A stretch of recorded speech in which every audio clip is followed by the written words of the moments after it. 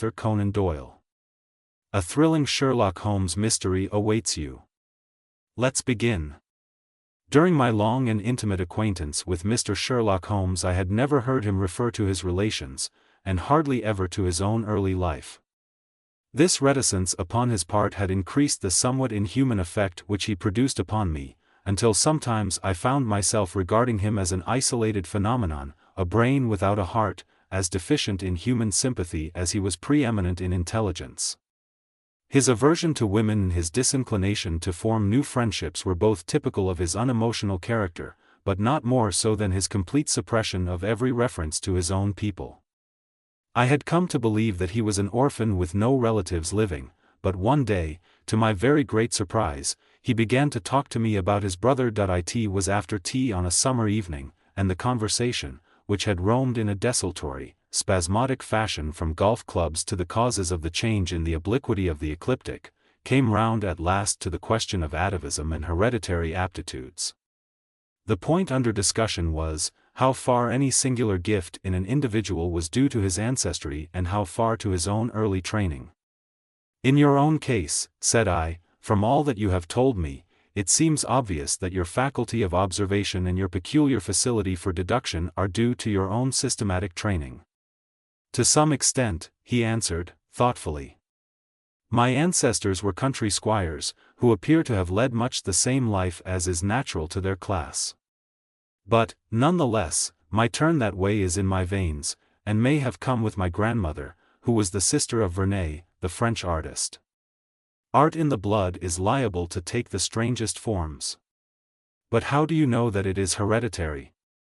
"Because my brother Mycroft possesses it in a larger degree than I do." This was new to me indeed. If there were another man with such singular powers in England, how was it that neither police nor public had heard of him? I put the question, with a hint that it was my companion's modesty which made him acknowledge his brother as his superior. Holmes laughed at my suggestion. "My dear Watson," said he, "I cannot agree with those who rank modesty among the virtues.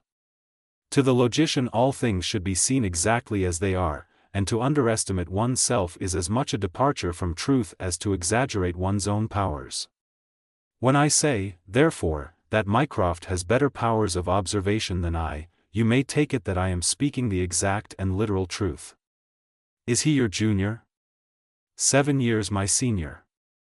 "How comes it that he is unknown?" "Oh, he is very well known in his own circle." "Where, then?" "Well, in the Diogenes Club, for example." I had never heard of the institution, and my face must have proclaimed as much, for Sherlock Holmes pulled out his watch. "The Diogenes Club is the queerest club in London, and Mycroft one of the queerest men. He's always there from 5:45 to 8:20. It's 6 now, so if you care for a stroll this beautiful evening I shall be very happy to introduce you to two curiosities." 5 minutes later we were in the street, walking towards Regent's Circus.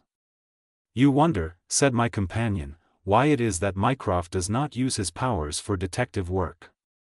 He is incapable of it." "But I thought you said," I said, "that he was my superior in observation and deduction. If the art of the detective began and ended in reasoning from an armchair, my brother would be the greatest criminal agent that ever lived. But he has no ambition and no energy. He will not even go out of his way to verify his own solutions, and would rather be considered wrong than take the trouble to prove himself right. Again and again I have taken a problem to him, and have received an explanation which has afterwards proved to be the correct one.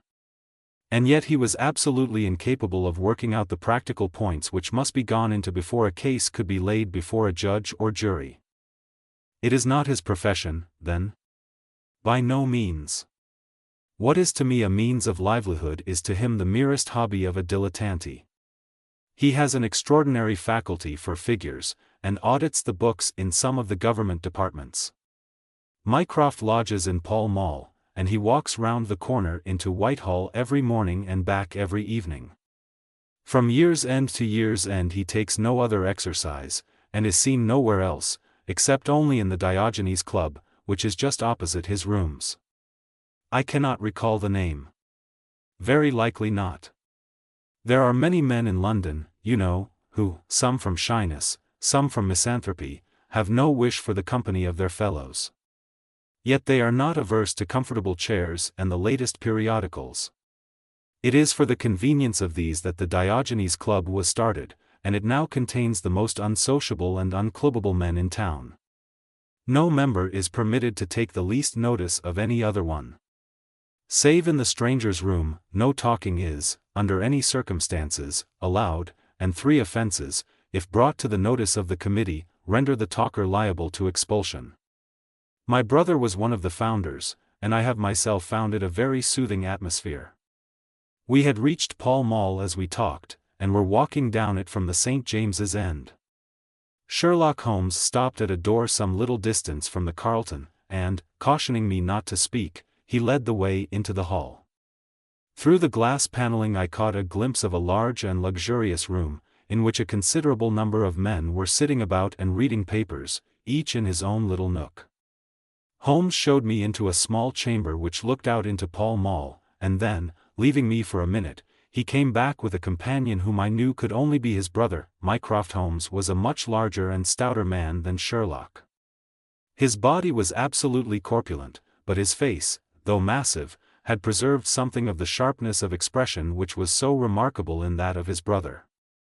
His eyes, which were of a peculiarly light, watery grey, seemed to always retain that far-away, introspective look which I had only observed in Sherlock's when he was exerting his full powers. "I am glad to meet you, sir," said he, putting out a broad, fat hand like the flipper of a seal.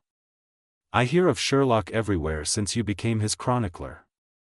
By the way, Sherlock, I expected to see you round last week, to consult me over that Manor House case. I thought you might be a little out of your depth." "No, I solved it," said my friend, smiling. "It was Adams, of course." "Yes, it was Adams. I was sure of it from the first." The two sat down together in the bow window of the club. "To anyone who wishes to study mankind this is the spot," said Mycroft. "Look at the magnificent types. Look at these 2 men who are coming towards us, for example. The billiard marker and the other?" "Precisely. What do you make of the other?" The 2 men had stopped opposite the window. Some chalk marks over the waistcoat pocket are the only signs of billiards which I could see in one of them. The other was a very small, dark fellow, with his hat pushed back and several packages under his arm. "An old soldier, I perceive," said Sherlock. "And very recently discharged," remarked the brother. "Served in India, I see. And a non-commissioned officer. Royal Artillery, I fancy," said Sherlock. "And a widower. But with a child." "Children, my dear boy, children." "Come," said I, laughing, "this is a little too much." "Surely," answered Holmes, "it is not hard to say that a man with that bearing, expression of authority, and sun-baked skin, is a soldier, is more than a private, and is not long from India.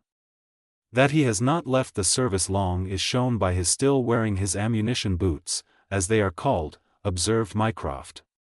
"He had not the cavalry stride, yet he wore his hat on one side, as is shown by the lighter skin of that side of his brow. His weight is against his being a sapper. He is in the artillery. Then, of course, his complete mourning shows that he has lost someone very dear.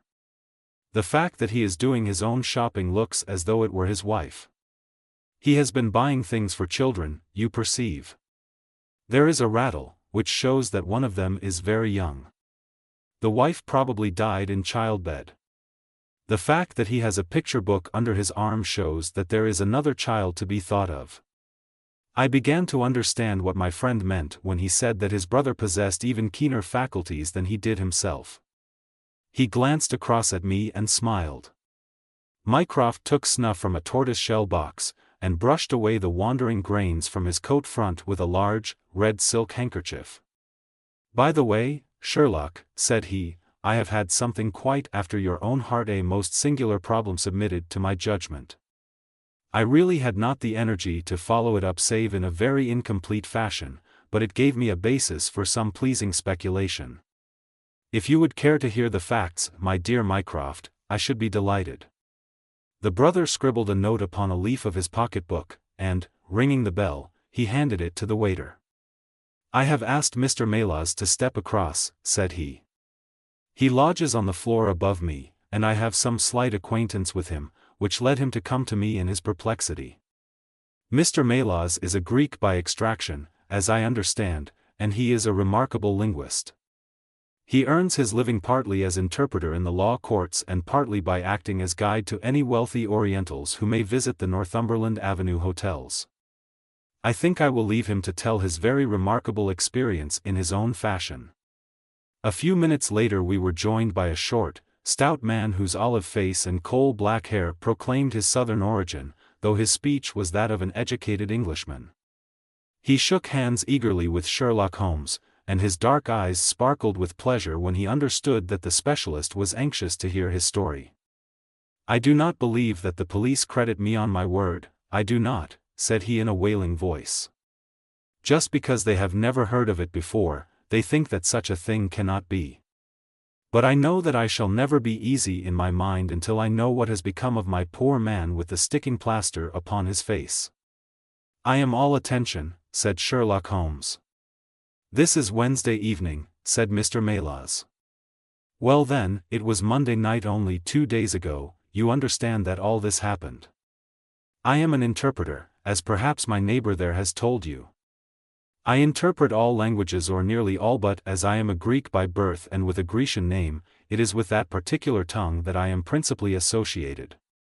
For many years I have been the chief Greek interpreter in London, and my name is very well known in the hotels. It happens not unfrequently that I am sent for at strange hours by foreigners who get into difficulties, or by travelers who arrive late and wish my services. I was not surprised, therefore, on Monday night when a Mr. Latimer, a very fashionably dressed young man, came up to my rooms and asked me to accompany him in a cab which was waiting at the door. A Greek friend had come to see him upon business, he said, and as he could speak nothing but his own tongue, the services of an interpreter were indispensable. He gave me to understand that his house was some little distance off, in Kensington, and he seemed to be in a great hurry, bustling me rapidly into the cab when we had descended to the street. I say into the cab, but I soon became doubtful as to whether it was not a carriage in which I found myself. It was certainly more roomy than the ordinary four-wheeled disgrace to London, and the fittings, though frayed, were of rich quality. Mr. Latimer seated himself opposite to me and we started off through Charing Cross and up the Shaftesbury Avenue. We had come out upon Oxford Street and I had ventured some remark as to this being a roundabout way to Kensington, when my words were arrested by the extraordinary conduct of my companion. He began by drawing a most formidable-looking bludgeon loaded with lead from his pocket, and switching it backward and forward several times, as if to test its weight and strength. Then he placed it without a word upon the seat beside him.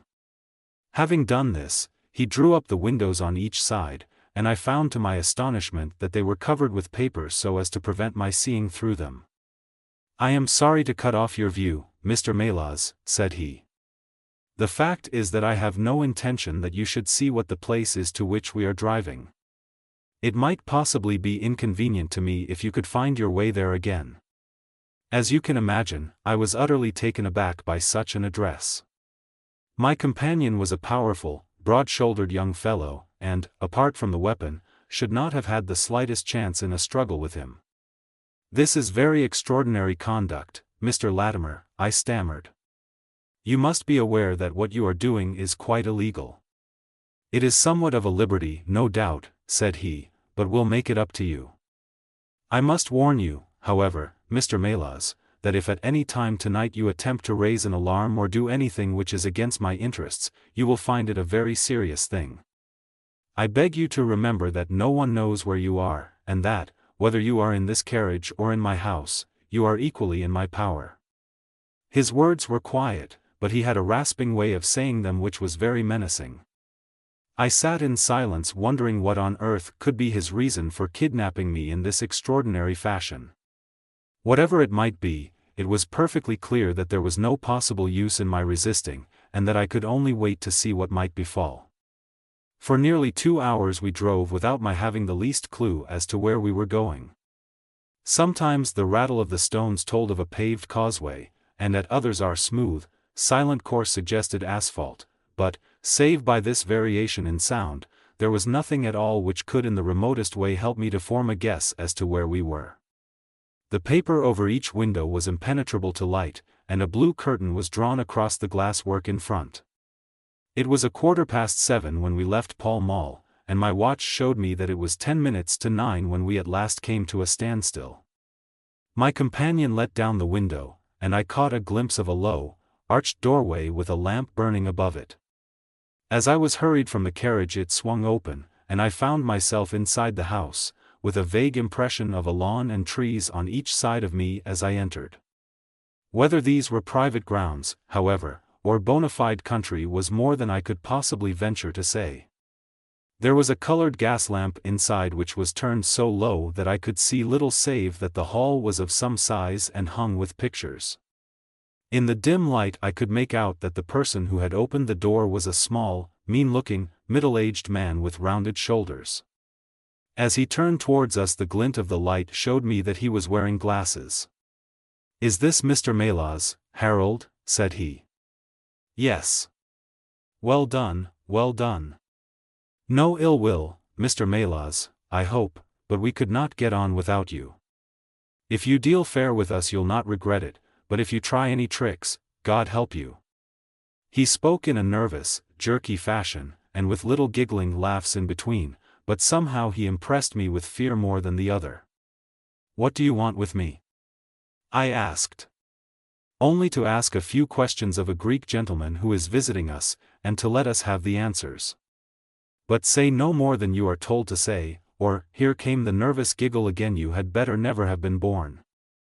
As he spoke he opened a door and showed the way into a room which appeared to be very richly furnished, but again the only light was afforded by a single lamp half turned down.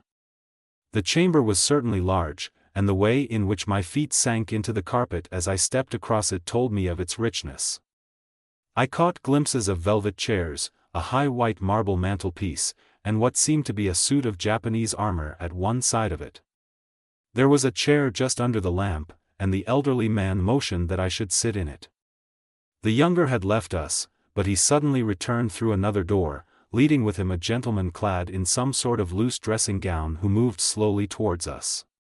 As he came into the circle of dim light which enables me to see him more clearly I was thrilled with horror at his appearance.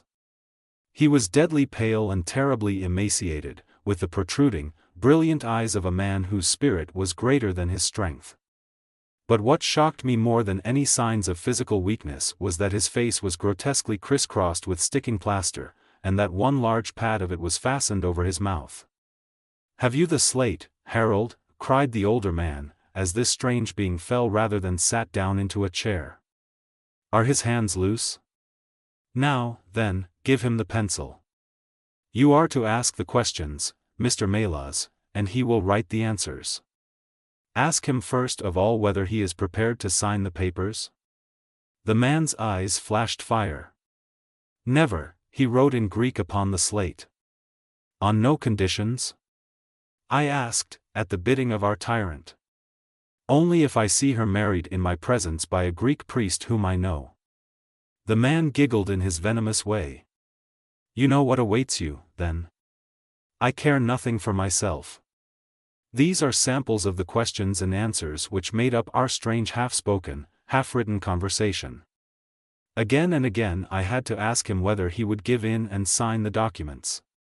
Again and again I had the same indignant reply. But soon a happy thought came to me. I took to adding on little sentences of my own to each question, innocent ones at first, to test whether either of our companions knew anything of the matter, and then, as I found that they showed no signs, I played a more dangerous game.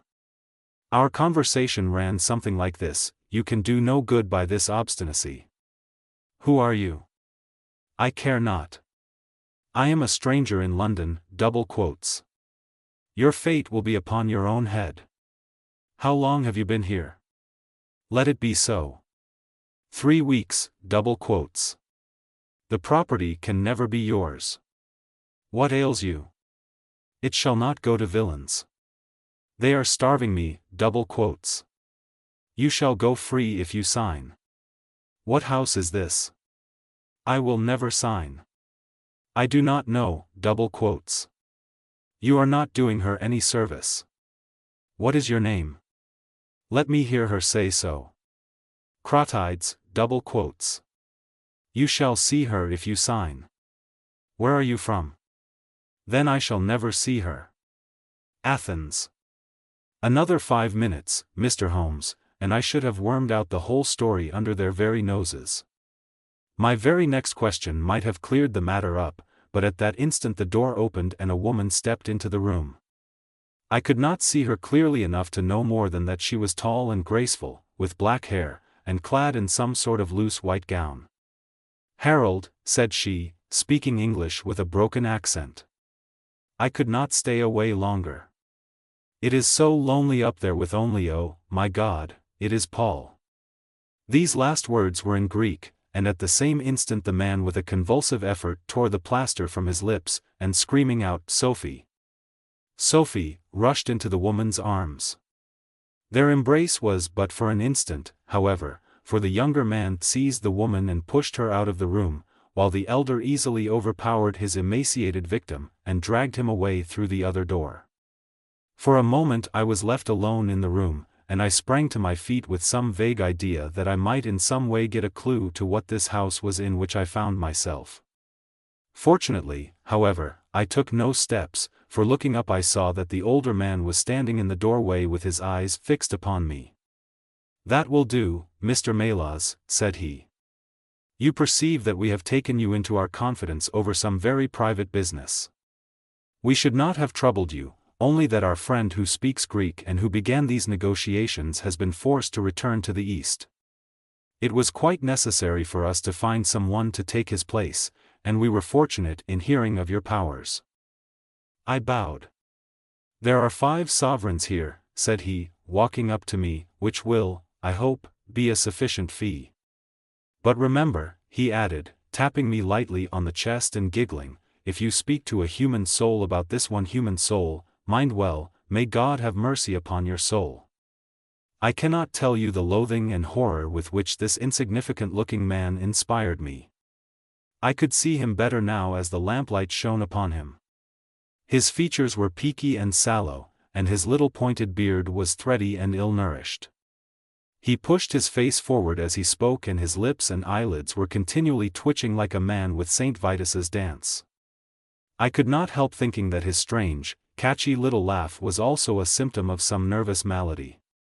The terror of his face lay in his eyes, however, steel gray, and glistening coldly with a malignant, inexorable cruelty in their depths. We shall know if you speak of this, said he. We have our own means of information. Now you will find the carriage waiting, and my friend will see you on your way.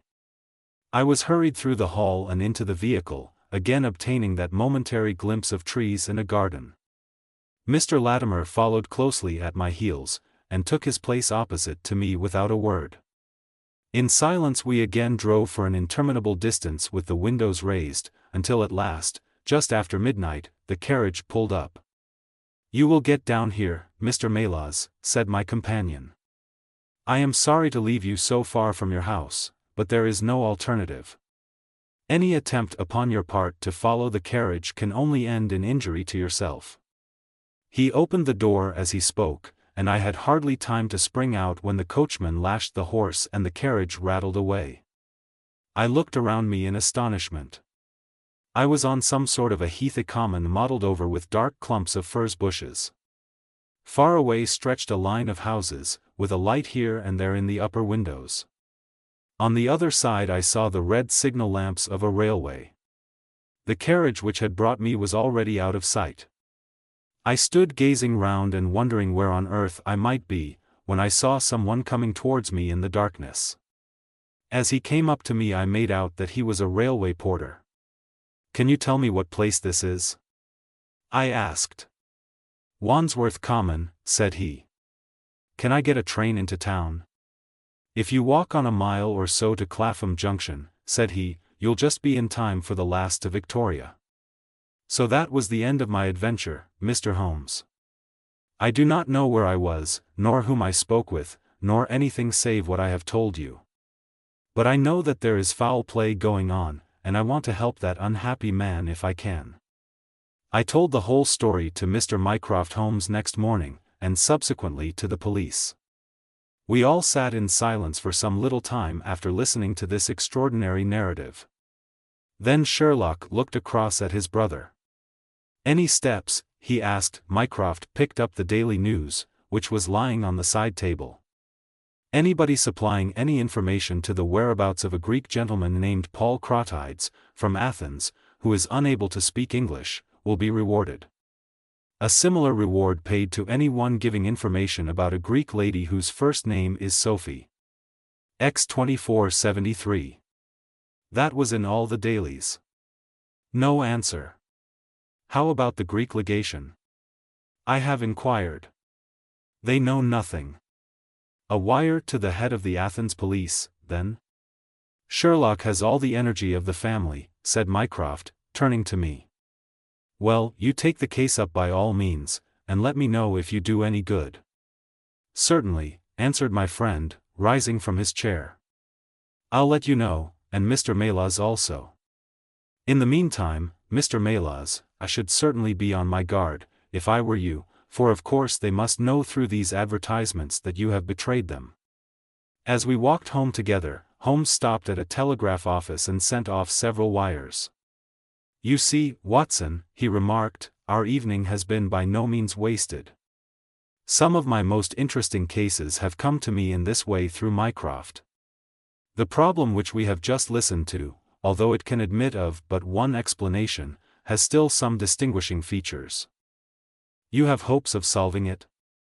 Well, knowing as much as we do, it will be singular indeed if we fail to discover the rest. You must yourself have formed some theory which will explain the facts to which we have listened. In a vague way, yes. What was your idea, then? It seemed to me to be obvious that this Greek girl had been carried off by the young Englishman named Harold Latimer. Carried off from where? Athens, perhaps. Sherlock Holmes shook his head. This young man could not talk a word of Greek. The lady could talk English fairly well. Inference that she had been in England some little time, but he had not been in Greece. Well, then, we will presume that she had come on a visit to England, and that this Harold had persuaded her to fly with him. That is more probable. Then the brother for that, I fancy, must be the relationship comes over from Greece to interfere. He imprudently puts himself into the power of the young man and his older associate. They seize him and use violence towards him in order to make him sign some papers to make over the girl's fortune of which he may be trustee to them. This he refuses to do. In order to negotiate with him they have to get an interpreter, and they pitch upon this Mr. Melas, having used some other one before. The girl is not told of the arrival of her brother, and finds it out by the merest accident. Excellent, Watson, cried Holmes. I really fancy that you are not far from the truth. You see that we hold all the cards, and we have only to fear some sudden act of violence on their part. If they give us time we must have them. But how can we find where this house lies? Well, if our conjecture is correct and the girl's name is or was Sophie Crottides, we should have no difficulty in tracing her. That must be our main hope, for the brother is, of course, a complete stranger. It is clear that some time has elapsed since this Harold established these relations with the girl, some weeks, at any rate since the brother in Greece has had time to hear of it and come across. If they have been living in the same place during this time, it is probable that we shall have some answer to Mycroft's advertisement. We had reached our house in Baker Street while we had been talking. Holmes ascended the stair first, and as he opened the door of our room he gave a start of surprise. Looking over his shoulder, I was equally astonished. His brother Mycroft was sitting smoking in the armchair. Come in, Sherlock. Come in, sir, said he blandly, smiling at our surprised faces. You don't expect such energy from me, do you, Sherlock? But somehow this case attracts me. How did you get here? I passed you in a hansom. There has been some new development? I had an answer to my advertisement. Ah. Yes, it came within a few minutes of your leaving. And to what effect? Mycroft Holmes took out a sheet of paper. Here it is, said he, written with a J pen on royal cream paper by a middle-aged man with a weak constitution.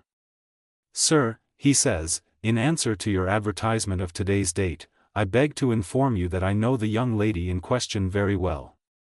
If you should care to call upon me, I could give you some particulars as to her painful history. She is living at present at the Myrtles, Beckenham. Yours faithfully, J. Davenport. He writes from Lower Brixton, said Mycroft Holmes. Do you not think that we might drive to him now, Sherlock, and learn these particulars? My dear Mycroft, the brother's life is more valuable than the sister's story. I think we should call at Scotland Yard for Inspector Gregson, and go straight out to Beckenham. We know that a man is being done to death, and every hour may be vital. Better pick up Mr. Melas on our way, I suggested. We may need an interpreter. Excellent, said Sherlock Holmes. Send the boy for a four-wheeler, and we shall be off at once. He opened the table drawer as he spoke, and I noticed that he slipped his revolver into his pocket. Yes, said he, in answer to my glance, I should say from what we have heard, that we are dealing with a particularly dangerous gang. It was almost dark before we found ourselves in Pall Mall, at the rooms of Mr. Melas. A gentleman had just called for him, and he was gone. Can you tell me where? Asked Mycroft Holmes. I don't know, sir, answered the woman who had opened the door, only know that he drove away with the gentleman in a carriage. Did the gentleman give a name? No, sir. He wasn't a tall, handsome, dark young man? Oh, no, sir. He was a little gentleman, with glasses, thin in the face, but very pleasant in his ways, for he was laughing all the time that he was talking. Come along, cried Sherlock Holmes, abruptly. This grows serious, he observed, as we drove to Scotland Yard. These men have got hold of Melas again. He is a man of no physical courage, as they are well aware from their experience the other night. This villain was able to terrorize him the instant that he got into his presence. No doubt they want his professional services, but, having used him, they may be inclined to punish him for what they will regard as his treachery. Our hope was that, by taking train, we might get to Beckenham as soon or sooner than the carriage. On reaching Scotland Yard, however, it was more than an hour before we could get Inspector Gregson and comply with the legal formalities which would enable us to enter the house. It was 9:45 before we reached London Bridge, and 5:30 before the four of us alighted on the Beckenham platform. A drive of half a mile brought us to the Myrtles, a large, dark house standing back from the road in its own grounds. Here we dismissed our cab, and made our way up the drive together. The windows are all dark, remarked the inspector. The house seems deserted. Our birds are flown and the nest empty, said Holmes. Why do you say so? A carriage heavily loaded with luggage has passed out during the last hour. The inspector laughed. I saw the wheel tracks in the light of the gate lamp, but where does the luggage come in? You may have observed the same wheel tracks going the other way. But the outward-bound ones were very much deeper, so much so that we can say for a certainty that there was a very considerable weight on the carriage. You get a trifle beyond me there, said the inspector, shrugging his shoulder. It will not be an easy door to force, but we will try if we cannot make someone hear us. He hammered loudly at the knocker and pulled at the bell, but without any success. Holmes had slipped away, but he came back in a few minutes. I have a window open, said he. It is a mercy that you are on the side of the force, and not against it, Mr. Holmes, remarked the inspector, as he noted the clever way in which my friend had forced back the catch. Well, I think that under the circumstances we may enter without an invitation. One after the other we made our way into a large apartment, which was evidently that in which Mr. Melas had found himself. The inspector had lit his lantern, and by its light we could see the two doors, the curtain, the lamp, and the suit of Japanese mail as he had described them. On the table lay 2 glasses, an empty brandy bottle, and the remains of a meal. "What is that?" asked Holmes, suddenly. We all stood still and listened. A low moaning sound was coming from somewhere over our heads. Holmes rushed to the door and out into the hall. The dismal noise came from upstairs. He dashed up, the inspector and I at his heels, while his brother Mycroft followed as quickly as his great bulk would permit. 3 doors faced up upon the second floor, and it was from the central of these that the sinister sounds were issuing, sinking sometimes into a dull mumble and rising again into a shrill whine. It was locked, but the key had been left on the outside. Holmes flung open the door and rushed in, but he was out again in an instant, with his hand to his throat. "It's charcoal," he cried. "Give it time. It will clear." Peering in, we could see that the only light in the room came from a dull blue flame which flickered from a small brass tripod in the center. It threw a livid, unnatural circle upon the floor, while in the shadows beyond we saw the vague loom of 2 figures which crouched against the wall. From the open door there reeked a horrible poisonous exhalation which set us gasping and coughing. Holmes rushed to the top of the stairs to draw in the fresh air, and then, dashing into the room, he threw up the window and hurled the brazen tripod out into the garden. "Excellent," said Sherlock Holmes. "Send the boy for a 4-wheeler, and we shall be off at once." He opened the table drawer as he spoke, and I noticed that he slipped his revolver into his pocket. "Yes," said he, in answer to my glance, "I should say from what we have heard, that we are dealing with a particularly dangerous gang." It was almost dark before we found ourselves in Pall Mall, at the rooms of Mr. Melas.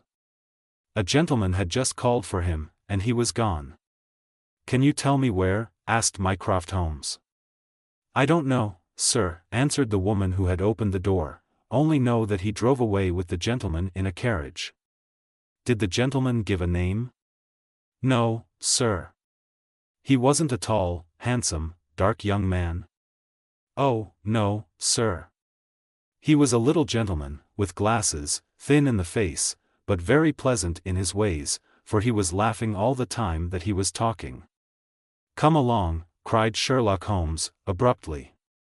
"This grows serious," he observed, as we drove to Scotland Yard. "These men have got hold of Melas again. He is a man of no physical courage, as they are well aware from their experience the other night. This villain was able to terrorize him the instant that he got into his presence. No doubt they want his professional services, but, having used him, they may be inclined to punish him for what they will regard as his treachery. Our hope was that, by taking train, we might get to Beckenham as soon or sooner than the carriage. On reaching Scotland Yard, however, it was more than an hour before we could get Inspector Gregson and comply with the legal formalities which would enable us to enter the house. It was 9:15 before we reached London Bridge, and 9:30 before the 4 of us alighted on the Beckenham platform. A drive of half a mile brought us to the Myrtles, a large, dark house standing back from the road in its own grounds. Here we dismissed our cab, and made our way up the drive together. "The windows are all dark," remarked the inspector. "The house seems deserted." "Our birds are flown and the nest empty," said Holmes. "Why do you say so?" "A carriage heavily loaded with luggage has passed out during the last hour." The inspector laughed. "I saw the wheel tracks in the light of the gate lamp, but where does the luggage come in?" "You may have observed the same wheel tracks going the other way. But the outward-bound ones were very much deeper, so much so that we can say for a certainty that there was a very considerable weight on the carriage." "You get a trifle beyond me there," said the inspector, shrugging his shoulder. "It will not be an easy door to force, but we will try if we cannot make someone hear us." He hammered loudly at the knocker and pulled at the bell, but without any success. Holmes had slipped away, but he came back in a few minutes. "I have a window open," said he. "It is a mercy that you are on the side of the force, and not against it, Mr. Holmes," remarked the inspector, as he noted the clever way in which my friend had forced back the catch. "Well, I think that under the circumstances we may enter without an invitation." One after the other we made our way into a large apartment, which was evidently that in which Mr. Melas had found himself. The inspector had lit his lantern, and by its light we could see the 2 doors, the curtain, the lamp, and the suit of Japanese mail as he had described them. On the table lay 2 glasses, an empty brandy bottle, and the remains of a meal. "What is that?" asked Holmes, suddenly. We all stood still and listened. A low moaning sound was coming from somewhere over our heads. Holmes rushed to the door and out into the hall. The dismal noise came from upstairs. He dashed up, the inspector and I at his heels, while his brother Mycroft followed as quickly as his great bulk would permit. 3 doors faced up upon the 2nd floor, and it was from the central of these that the sinister sounds were issuing, sinking sometimes into a dull mumble and rising again into a shrill whine. It was locked, but the key had been left on the outside. Holmes flung open the door and rushed in, but he was out again in an instant, with his hand to his throat. "It's charcoal," he cried. "Give it time. It will clear." Peering in, we could see that the only light in the room came from a dull blue flame which flickered from a small brass tripod in the center. It threw a livid, unnatural circle upon the floor, while in the shadows beyond we saw the vague loom of 2 figures which crouched against the wall. From the open door there reeked a horrible poisonous exhalation which set us gasping and coughing. Holmes rushed to the top of the stairs to draw in the fresh air, and then, dashing into the room, he threw up the window and hurled the brazen tripod out into the garden. "We can enter in a minute," he gasped, darting out again. "Where is a candle? I doubt if we could strike a match in that atmosphere. Hold the light at the door and we shall get them out, Mycroft, now." With a rush we got to the poisoned men and dragged them out into the well-lit hall. Both of them were blue-lipped and insensible, with swollen, congested faces and protruding eyes. Indeed, so distorted were their features that, save for his black beard and stout figure, we might have failed to recognize in one of them the Greek interpreter who had parted from us only a few hours before at the Diogenes Club. His hands and feet were securely strapped together, and he bore over one eye the marks of a violent blow. The other, who was secured in a similar fashion, was a tall man in the last stage of emaciation, with several strips of sticking plaster arranged in a grotesque pattern over his face. He had ceased to moan as we laid him down, and a glance showed me that for him at least our aid had come too late. Mr. Melas, however, still lived, and in less than an hour, with the aid of ammonia and brandy I had the satisfaction of seeing him open his eyes, and of knowing that my hand had drawn him back from that dark valley in which all paths meet. It was a simple story which he had to tell, and one which did but confirm our own deductions. His visitor, on entering his rooms, had drawn a life-preserver from his sleeve, and had so impressed him with the fear of instant and inevitable death that he had kidnapped him for the 2nd time. Indeed, it was almost mesmeric, the effect which this giggling ruffian had produced upon the unfortunate linguist, for he could not speak of him save with trembling hands and a blanched cheek. He had been taken swiftly to Beckenham, and had acted as interpreter in a second interview, even more dramatic than the first, in which the 2 Englishmen had menaced their prisoner with instant death if he did not comply with their demands. Finally, finding him proof against every threat, they had hurled him back into his prison, and after reproaching Melas with his treachery, which appeared from the newspaper advertisement, they had stunned him with a blow from a stick, and he remembered nothing more until he found us bending over him. And this was the singular case of the Grecian interpreter, the explanation of which is still involved in some mystery. We were able to find out, by communicating with the gentleman who had answered the advertisement, that the unfortunate young lady came of a wealthy Grecian family, and that she had been on a visit to some friends in England. While there she had met a young man named Harold Latimer, who had acquired an ascendancy over her and had eventually persuaded her to fly with him. Her friends, shocked at the event, had contented themselves with informing her brother at Athens, and had then washed their hands of the matter. The brother, on his arrival in England, had imprudently placed himself in the power of Latimer and of his associate, whose name was Wilson Kemp, a man of the foulest antecedents. These two, finding that through his ignorance of the language he was helpless in their hands, had kept him a prisoner, and had endeavored by cruelty and starvation to make him sign away his own and his sister's property. They had kept him in the house without the girl's knowledge, and the plaster over the face had been for the purpose of making recognition difficult in case she should ever catch a glimpse of him.